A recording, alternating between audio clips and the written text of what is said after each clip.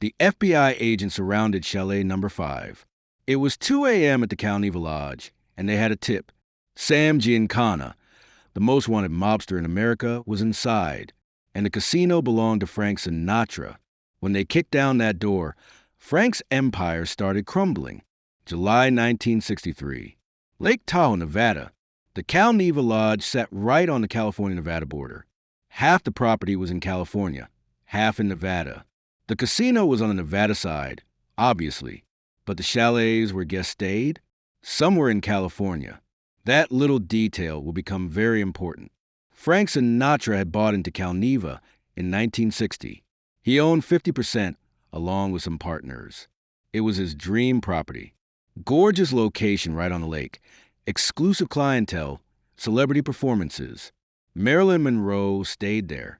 JFK had visited. The Rat Pack performed regularly. But Calneva had another purpose. It was a perfect meeting place for people who didn't want to be seen together. The remote location meant privacy. The state border meant legal confusion. And Frank's ownership meant discretion. Sam Giancana loved Calneva. He'd been going there for years, long before Frank owned it. Giancana could relax there, away from the FBI agents who followed him everywhere in Chicago. He could meet with other mob bosses. He could conduct business without surveillance.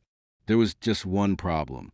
Sam Giancana was in the Nevada Gaming Commission's Black Book. The official name was a list of excluded persons. It was a list of people banned from all Nevada casinos. Mobsters, cheaters, anyone the Gaming Commission considered undesirable.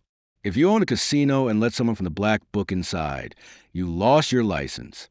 No exceptions. Sam Giancana had been in the Black Book since 1960, which meant Frank Sinatra, as a casino owner, was legally prohibited from letting Giancana anywhere near Calneva. But Frank didn't care about the rules. Sam was his friend. They'd known each other for 15 years. Sam had helped Frank with the JFK election. Sam had connections that had benefited Frank's career. Frank wasn't going to turn his back on a friend just because some bureaucrat said so. So when Sam wanted to visit Calneva, Frank let him, quietly. Sam would stay in one of the chalets on the California side. Technically, he wasn't in the casino. Technically, Frank wasn't violating any rules. It was a technicality that wouldn't hold up, but Frank figured he'd never get caught. He was wrong. The FBI had been watching Giancana constantly since Bobby Kennedy's war on organized crime began. They knew about Calneva. They knew Giancana went there. They'd been building a case, gathering evidence. And in July 1963, they were ready to move. The raid happened on July 17, 1963.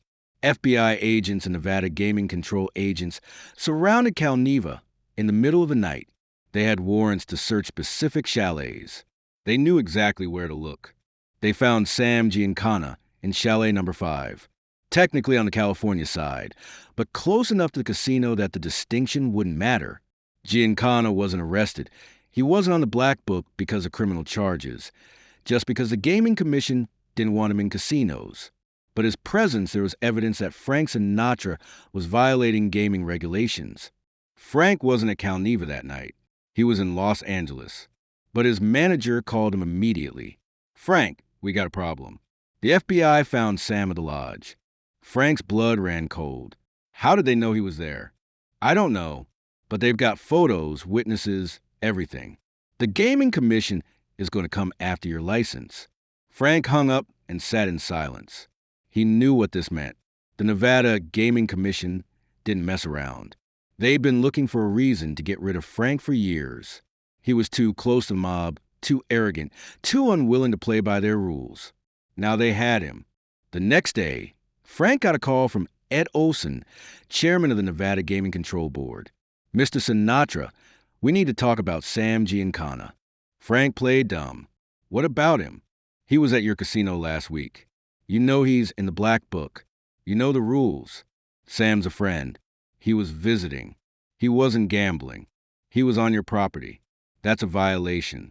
We're opening an investigation." Frank's temper flared. An investigation? For what?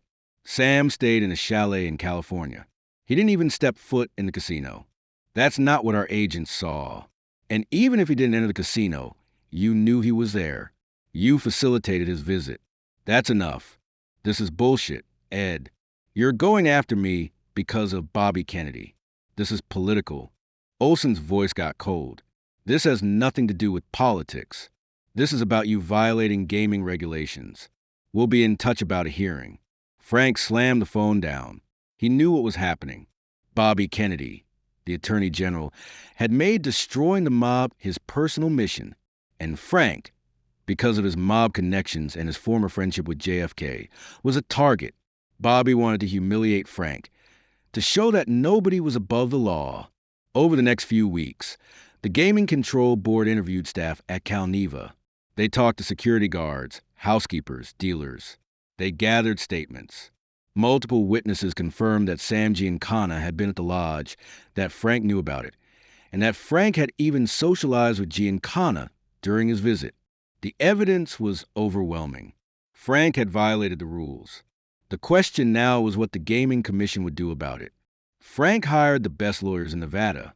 They argued technicalities. Giancana was in California, not Nevada. He hadn't gambled. There was no evidence he conducted illegal business. It didn't matter. The Gaming Commission had decided. On August 8, 1963, Frank received a letter. The Nevada Gaming Commission was scheduling a hearing for September. Frank would have to appear in person and answer questions about his relationship with Sam Giancana and other organized crime figures. Frank called his lawyers. What happens if I don't cooperate? They'll revoke your license. You'll lose Calneva, and you'll probably be banned from owning any casino in Nevada ever again. And if I do cooperate, if I tell them what they want to hear, you might keep your license, but you'll have to cut ties with Giancana and anyone else in the Black Book permanently, and you'll be under constant scrutiny. Frank thought about it. Testifying meant betraying Sam. It meant admitting that he'd been wrong, that he'd broken the rules. It meant bowing to Bobby Kennedy and the government agents who'd been harassing him for years. But refusing to testify meant losing everything. Calneva was worth millions. Frank had invested heavily in it. Walking away would be a massive financial loss. Plus, being banned from Nevada gaming would hurt his reputation and his ability to perform in Vegas. It was an impossible choice. Loyalty or money, friendship or empire. Frank called Sam Giancana. They needed to talk. Sam, the Gaming Commission is coming after me. They want me to testify about you. Giancana was quiet for a moment. What are you going to do? I don't know. If I cooperate, I keep Calneva. But I'd have to cut ties with you. If I refuse, I lose everything. Sam's voice was hard. Frank, let me make this simple for you. If you testify against me, if you say anything that helps the feds, you're a dead man. I don't care how famous you are. You understand? Frank felt a chill. Sam, I'm not going to testify against you, but they're forcing me to choose. Then choose. But choose carefully, because there are things more important than money, Frank. Loyalty is one of them. After that conversation, Frank made his decision. He wouldn't cooperate with the Gaming Commission. He wouldn't answer their questions about Sam or anyone else. And if that meant losing Calneva, so be it. But Frank also knew he couldn't just defy the Gaming Commission. They'd destroy him. So he came up with a different plan. He'd sell his stake in Calneva before the hearing. That way, he wouldn't have to testify. He'd walk away on his own terms, not theirs. In September 1963, Frank announced he was divesting from Calneva. He sold his 50% stake to his partners. The official reason was business interests elsewhere. Everyone knew the truth. Frank was being forced out because of his mob connections. But there was one more confrontation. Before finalizing the sale, Frank had to meet with Ed Olson one more time. The conversation did not go well. Mr. Sinatra, we still need you to appear at the hearing. Why? I'm selling my stake. I won't own Calneva anymore. Your jurisdiction over me ends. You owned it when the violations occurred. We still have questions. Frank exploded. Questions? You know what this is about, Ed. This is Bobby Kennedy using you to get to me. This is payback because I knew Jack, because I supported his campaign.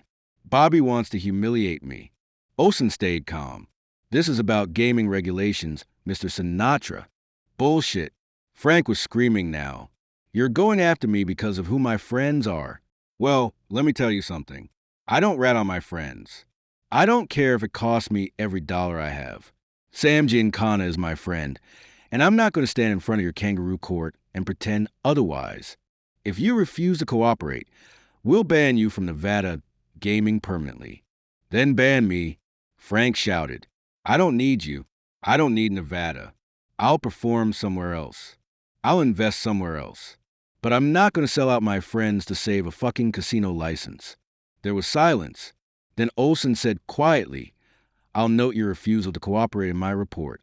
You do that. Frank slammed down the phone. True to his word, Frank sold his stake in Calneva. He walked away from millions of dollars. The Gaming Commission, frustrated that Frank had avoided their hearing, put him on an informal blacklist. For the next several years, Frank couldn't own any piece of Nevada casino. Sam Giancana heard about what Frank did. He called Frank a week later. I heard you told the Gaming Commission to go fuck themselves. Frank laughed. Something like that. You lost a lot of money for me. Frank. Yeah, I did. There was a pause. Then Sam said, I respect that. Not many guys would choose friendship over millions of dollars. You're a stand-up guy, Frank. I'm an idiot, Frank said. But I'm a loyal idiot. Loyalty matters, Frank. Don't forget that. But the loss of Calneva hurt Frank more than he admitted. It wasn't just the money, though that stung. It was the humiliation. Being forced out. Being targeted by the government. Having to choose between his reputation and his principles. And the worst part? It didn't even save his friendship with Giancana. 2 years later, in 1965, Frank and Sam had a falling out over a woman. Their friendship ended bitterly. All that sacrifice, all that loyalty, and it meant nothing in the end. Looking back years later, Frank was asked if he regretted how he handled Calneva. Regret? Frank thought about it.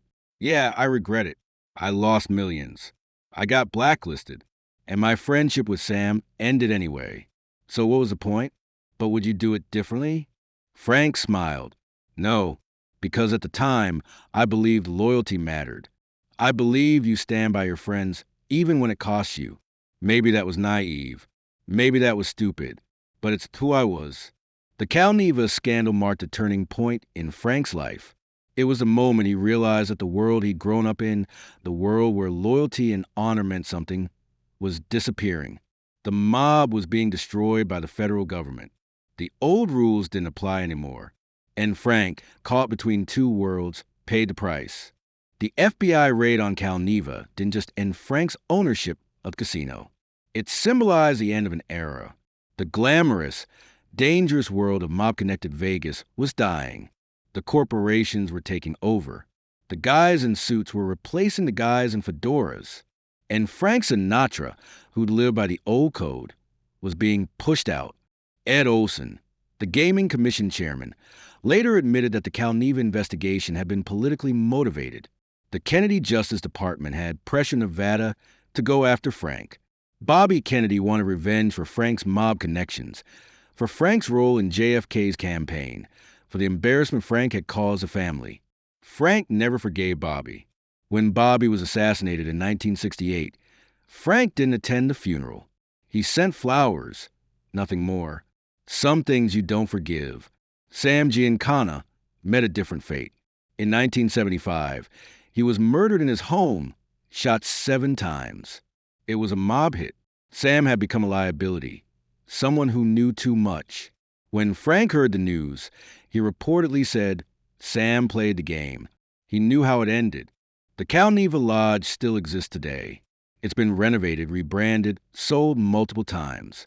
But old-timers in Lake Tahoe still remember the summer of 1963, when Frank Sinatra's empire fell apart because he wouldn't betray a friend. Was it worth it? Frank lost millions. His gaming career in Nevada was damaged for years. His reputation took a hit. And in the end, the friendship with Giancana didn't even last. But Frank made his choice. When the FBI kicked down that door and found Sam Giancana, When the gaming commission demanded Frank choose between loyalty and money, Frank chose loyalty. It cost him everything. But it also defined who Frank Sinatra was. Not a perfect man, not always a good man, but a loyal man. A man who, when forced to choose between his empire and his principles, chose his principles. The raid on Calneva Lodge ended Frank Sinatra's casino empire. But it also proved something about Frank that Hollywood would never forget. When the chips were down, when the feds had him cornered, when choosing the easy path would have saved him millions, Frank Sinatra looked him in the eye and said no. That's the real story of the Calneva scandal. Not a story about crime or corruption. A story about loyalty. About a man who chose friendship over fortune and paid the price for the rest of his life.